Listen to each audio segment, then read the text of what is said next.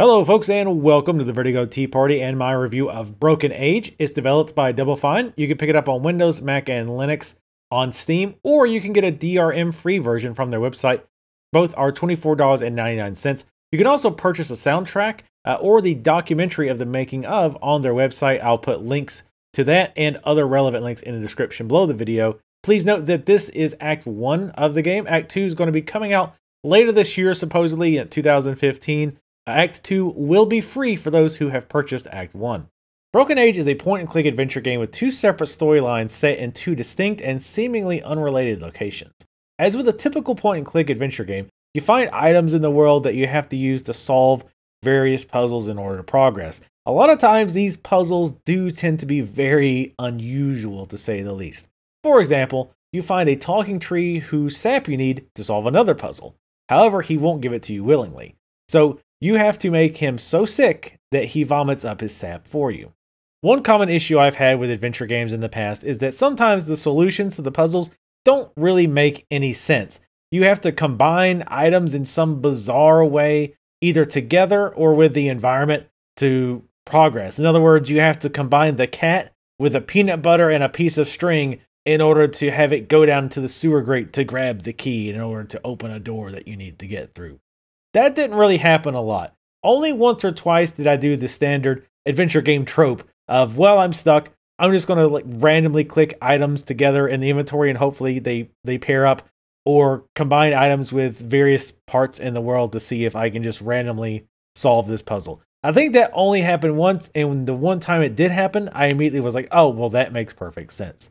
So that actually was not a problem in this game. Most of the puzzles were relatively obvious after a little bit of thinking. And also one cool aspect is NPCs a lot of times will give you hints as to what the puzzles are. I like that in-game method of telling you how to solve the puzzle. You don't have to, alt-tab out and go to GameFAQs or Google it. And you don't have to hit like a big question mark help to give you hints. If you listen to the characters in-game, they kind of help you out to figure out what you need, whether your own character sometimes when you're clicking on an item to describe it, or just talking to characters in that area will often, give you a helping hand indirectly, which is a really cool feature.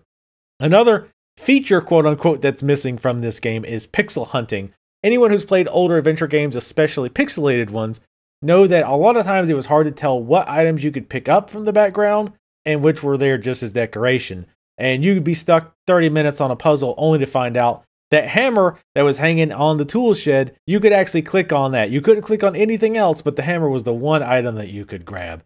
And this usually revolved with, when you get stuck, again, just kind of moving the mouse all over the screen, either just randomly clicking or looking for that highlight, indicating that you can interact or pick up that object. Again, in this game, that was never a problem. Pretty much any item that I could pick up was usually pretty obvious, either because it stood out on its own, like it was by itself, or just graphically it looked a little bit different enough to kind of draw my eye to it and know that, oh, I can pick that up. So very well done there. If you do get stuck or you just want a different perspective, you can actually switch between the two main characters at any time by clicking on their portrait at the bottom right. The dialogue in Broken Age was okay, not bad, but not great. I had a few chuckles in there, but nothing really stuck out as being great and memorable. The characters themselves were interesting, but nothing that's going to be memorable in my opinion. Nobody like Manny Calavera from Grim Fandango or Guybrush Threepwood from the Monkey Island games. Again, interesting-ish characters. Nothing that is going to really stand out over the long term, in my opinion. Now, the story was interesting. It did ask more questions than it really answered. I am curious to find out in Act 2, how this all wraps up. I'm interested to see what's going on behind the scenes, what kind of situation is these two gotten themselves into, and how these things all tie these two characters, seemingly who have absolutely nothing in common, how it ties all that together. I'll be very interested to see that. The voice acting was also very well done. Oh, she's not even dressed yet? Can we do that after cake? Come on, cake first! All right, but come on. Let's get this good time over with. Oh, yes, cake. Now, where did I put that knife? Nobody touches that cake until I find the ceremonial knife. One thing to keep in mind if you're looking to purchase this game is the playtime. It took me 3 hours from start to finish. There's not really any replayability. There's no hidden items. There's no choices that you make that alter the outcomes of the ending. There aren't any like different ways to approach the puzzles, things like that. Now, to be fair, that's pretty standard for adventure games. Typically, it's very linear and there's only one way to do things properly. But some games, such as Grim Fandango, I might want to go back to maybe a couple years later just to kind of revisit the world because I enjoyed the dialogue. I really enjoyed the characters. There was a big draw to that world that made me want to go back to it, even if there was only one way to really play it. Not really so much with Broken Age. I kind of feel like I've experienced it. I understand it. And I don't really see myself thinking, oh, I really want to play through this game again. Now, the other thing you do need to keep in mind, though, is that this is just Act 1 of Broken Age, with Act 2 supposed to be coming out this year in 2015. Now, we have no idea how good that's going to be. We have no idea how long that game is going to be. But it is something to keep in mind when you're looking at it. Yes, this Act 1 was only 3 hours, but Act 2 is coming, and it's going to add some additional hours to that game. And again, you do get it free if you own Act 1. Overall, I would give Broken Age Act 1 a 7 out of 10. For me, how good an adventure game is largely based on a combination of the characters, the dialogue, and the setting.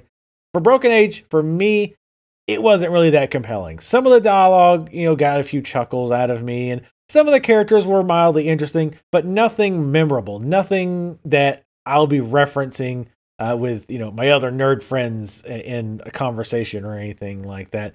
I'm interested in finding out what's going to happen with the story. I do think they have the beginnings of an interesting story, but again, it wasn't that big of a pull for me. The thing that I liked was the mechanics. I liked that it didn't fall back on a lot of the kind of the tropes of old adventure games like pixel hunting. I liked that the puzzles mostly made sense. I mean, obviously in weird ways like making a tree throw up sap isn't logical in any way, shape, or form. But within the game world, it made sense how all these puzzles came together and how you actually solved them.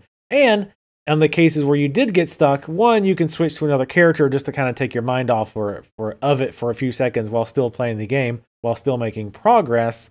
Also, the NPCs and even your character would give you tips on how to solve it, indirectly giving you tips. I like that. I like the indirect nudging you in direct direction. I think that's the way adventure games should be done, instead of, again, either doing a Google search for it or just flat out hitting a help button that helps you figure out what the answer to the puzzle is. The animation style was good. The voice acting was good. And if you're really into adventure games, I would say check it out. If you really trust that Double Fine's going to deliver on Act 2, probably going to get your money's worth with $25. But overall, my opinion is that if this wasn't made by Double Fine, it would probably have completely flown under the radar. Thank you for watching my review of Broken Age. Make sure to leave comments in the comment section below. Let me know what you thought of this review. Also, make sure to check out my channel for other reviews, let's tries, and let's plays of a whole bunch of other games. Thank you for watching, and I'll see you next time.